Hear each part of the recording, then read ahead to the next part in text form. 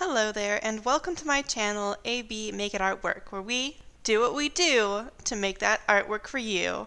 And if you're new to my channel, maybe hit that subscribe button. Join the AB Creative crew. We do sketchy art things. I have no clue what to talk about today. I don't know.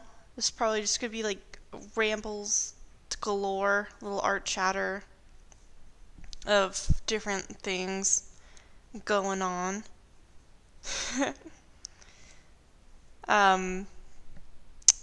Goodness. Ugh. I've got like a lot of things going on in my mind. Like recently, kind of been in a funky daze as far as my drawings go. Like I want to do more digital art, and I'm having fun playing with the pastel and pencil brushes. I miss pastel, though it's very messy. It's kind of one of my favorite mediums. I've been kind of in a motivational rut. I don't know. Like there's some inspiration there, but the motivation to follow through isn't there.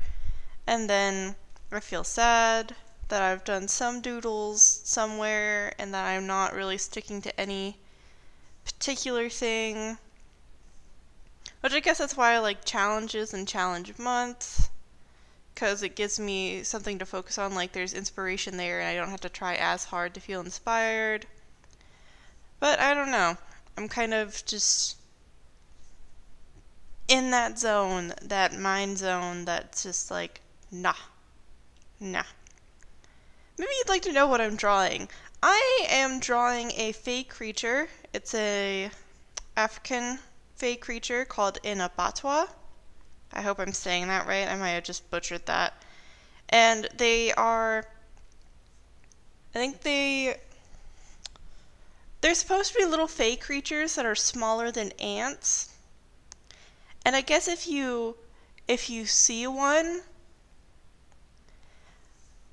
and they ask you, like, where have you seen me before? You have to say that you've seen them from a great distance. Like, I saw you from far away. Because they're very insecure about their size. And if you tell them that you just saw them just now, they'll, like, hit you with a poison dart. That I guess can kill you, or is just really inconveniently painful. And I think it's funny that they're about the size of the ant. And they get so angry about their size. It was inspired by the Zulu tribe, I think.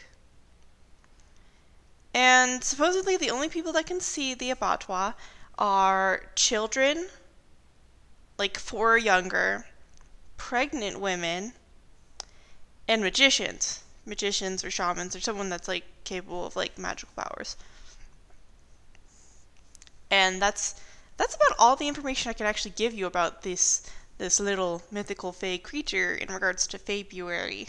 February. And yeah.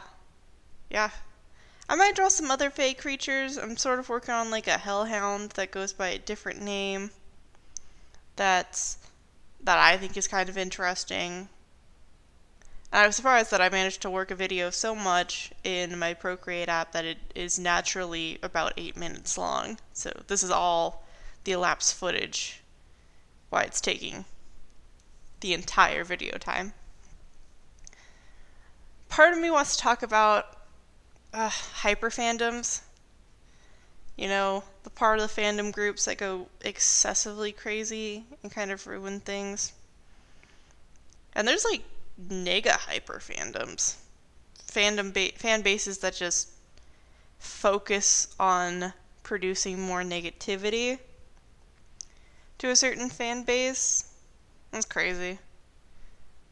I'm sure those aren't real terms, they're just terms that I made to like understand it better. Hyper nega fan base. Sounds like a bad guy team from a cheesy anime flick from the 80s. Speaking of like old anime flicks, I've been watching the Sage a lot. Bennett Sage and his Sage reviews. So entertaining. I do believe quite a few of them should be age restricted, but that's just personal preference. He does give a warning before the video. So if you're sticking around, you're just one of those curious, naughty kids like I was. Just like learning about stupid, gross things. I guess I bring up like the Hypernigga fan bases because there's like... I watch a YouTuber. She's having a rough time. So she's got a side of her fan base that is like Hypernigga fan base that just doesn't want to provide any positivity to the group, just wants to be negative all the time and just go into the point of slanderizing and stuff. Which is kind of what it's turned into, like when you have no basis of fact for why you're saying particular things about a person, it's pretty much slander. But I use that like in the loosest of terms, I suppose.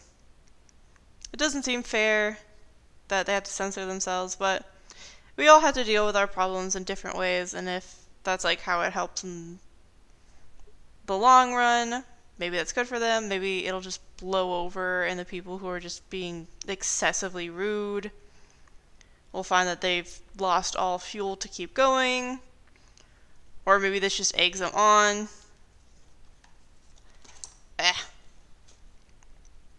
There's like a lot of things that goes wrong when you try to stay silent in regards to different topics, because that's what fueled the hate debate to begin with. Because on one side, it stops giving fuel to the people who want to have fuel, but also it gives them a different kind of fuel when you respond in silence. Some people have suggested turn off comments for this person's videos, but it's like that doesn't help either. Like it's a temporary solution that just doesn't really promote enough interaction in the community.